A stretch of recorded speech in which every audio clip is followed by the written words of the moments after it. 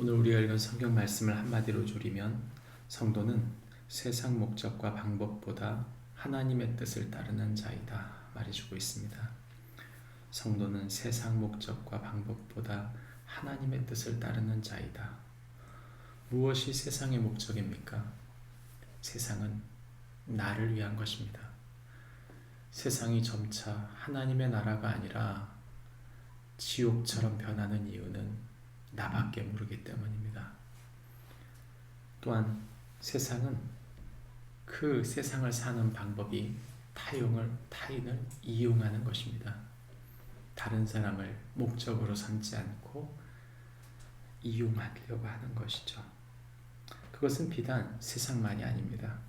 오늘 우리가 읽은 성경 본문에 나오는 유대 지도자들, 즉 예수님을 죽이려고 했던 이들은 바로 세상 목적과 방법을 그대로 사용하고 있었습니다. 겉으로 보기에는 분명 하나님을 믿는 사람인데 그들의 속에는 세상과 별반 다를 것이 없는, 아니 세상보다 훨씬 못한 사람들이었던 것이죠. 그러므로 그들은 속이는 사람이라고 말할 수 있습니다. 우리에게 질문해 보아야 합니다. 우리는 속이고 있는 사람인가? 오늘 우리가 읽은 성경 말씀은 바로 그렇게 사람들을 속였던, 하나님을 믿는 것처럼 보였지만 자기중심적이고 또 사람들을 이용하고 있던 종교 지도자들에 대한 이야기입니다. 19절 말씀에 서기관들과 대제사장들이 라고 시작하는 이유는 바로 오늘 성경 본문이 바로 그들에 대한 이야기이기 때문입니다. 그들은 예수님께서 하셨던 그 말씀, 즉 하나님의 아들로 인하여 하나님의 심판을 받게 될 것에 대한 이 전 말씀을 굉장히 불편하게 여겼습니다. 그 엄청난 거부감은 예수님을 잡아 죽이고자 했었던 것이죠. 그러나 수많은 백성들이 예수님을 따랐기 때문에 예수님을 잡지 못한 것뿐입니다. 그러므로 그들은 예수님을 자신들의 손이 아닌 로마 정권의 빌라도의 손을 빌어서 예수님을 처단하기 원했습니다. 그래서 그들의 사람을 보낸 것이죠. 20절에 보면 그 사람이 바로 정탐들이라고 표현되는데 공동번역 성경은 이것을 밀정이라고 하였습니다. 그 밀정을 보내어 예수님을 잡으려고 했는데 이들은 스스로 의인인 채 하였다. 성경은 그렇게 표현합니다. 연극하였다. 가장했다. 그런 말이죠. 그들은 의인이 아닙니다. 그들의 마음엔 이미 속여서 누군가를 무너뜨리려고 하는 자들입니다. 그 사람들이 예수님께 묻는 이 질문을 들어보면 무섭습니다. 겉으로는 칭찬하지만 결국 넘어지게 만들려고 했던 밀정이었던 것이죠. 사단이 똑같이 일합니다. 그들은 바른 말 3마디와 속이는 말 1마디를 하고 있습니다. 우리가 사는 세상은 사단의 거짓말이 팽배한데 그 거짓말은 완전한 거짓말을 하지 않습니다. 그들의 거짓말은 99%가 참말이고 단 1%가 거짓말입니다. 문제는 우리가 그 1%를 분별하지 못할 때 하나님의 음성으로, 하나님의 진리로, 그분의 사랑으로 이것을 분별하지 못할 때 우리는 결국 넘어지게 됩니다.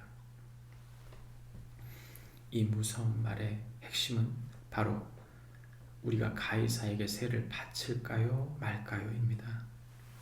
예수님은 그들의 관계를 모두 간파하셨습니다. 그리고 한 데나리온을 보이라 말씀하시면서 누구의 형상이냐고 묻습니다. 그 데나리온에는 가이사의 형상이 있죠. 왜 이들이 이런 시험을 했는가? 그것은 바로 가이사의 통치, 로마의 통치는 바로 세금에 있었기 때문입니다. 로마인들은 평소에 그렇게 말합니다.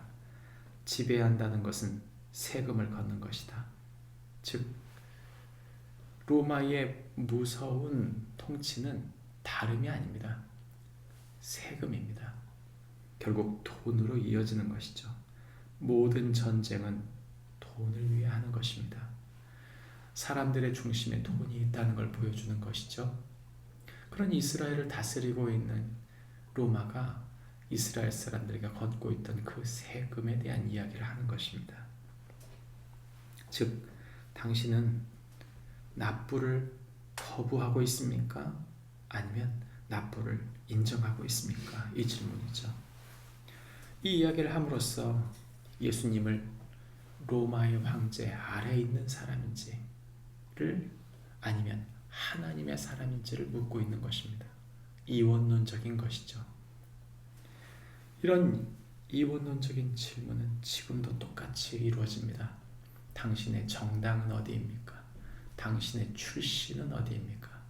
당신은 노동자의 편입니까? 경영인의 편입니까?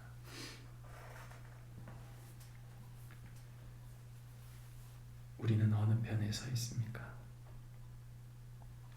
예수님께서는 그들에게 말씀하십니다. 누구의 형상이냐? 그 동전은 가이사의 형상이었습니다. 가이사의 것입니다. 그때 예수님 말씀하십니다. 가이사의 것은 가이사에게, 하나님의 것은 하나님께 바치라. 다시 말하면 네가 갖고 있는 그 동전으로 네가 사는 그곳에 너의 책임을 다하라는 것입니다. 그리고 네가 하나님의 것 하나님께 바치라. 이 동전을 들고 있던 그들은 동전을 들고 있는 것 자체가 유대인들에게는 우상 숭배였습니다. 그러나 중요한 것은 그들이 그의 책임을 다해야 할 것이죠. 이들은 예수님을 가이사의 동전으로 시험했는데 그들은 다시 질문하게 됩니다. 나는 하나님의 것을 하나님께 드리고 있는가 하는 것입니다. 예수님의 보심은 다른 게 아닙니다. 우리가 이 땅에서 하나님 맡겨주신 책임을 다한다는 것은 이 세상을 떠나 사는 것이 아닙니다. 이 땅의 책임을 다해야 할 것입니다. 그러나 그것보다 더 중요한 것은 하나님의 것을 하나님께 드리는 것입니다. 나에게 맡겨준 기회, 나에게 맡겨준 하나님의 뜻을 하나님의 방법으로 이루고 있는가? 이 질문을 나의 인생에 던져보지 않는다면 우리는 그저 세상과 별반 다를 것이 없는 사람으로 사는 것입니다. 말씀을 맺겠습니다.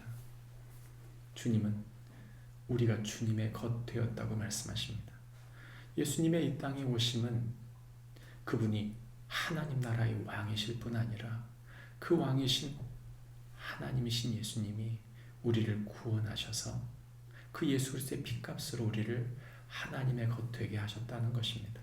그렇다면 우리가 이 땅을 사는 동안 이 땅을 지으신 하나님께 합당한 영광을, 그리고 우리를 구원하신 그분의 뜻에 따라 우리를 위해 모든 것을 내어주신 그분 앞에 우리의 삶을 그분의 뜻에 맞추어 사는 것이 합당합니다. 사랑과 진리로 우리를 통치하시는 그분 앞에 우리의 삶을 합당히 드리는, 우리의 삶에 맡겨주신 모든 것을 그분께 맡겨드리며 그분께 온전히 충성하는 하루를 사는 축복이 우리 모두에게 있기를 바랍니다. 기도하겠습니다. 하나님 아버지, 우리의 마음속에 무엇이 있는지 질문하게 해주십시오. 나 중심적으로 살면서 타인을 이용하는 세상을 따라 살지 않고 주님 중심으로 타인을 품고 살아가는 축복이, 하나님의 것을 하나님께 드리는 축복이 있게 하여 주옵소서. 예수님 이름으로 기도합니다. 아멘. 하늘에 계신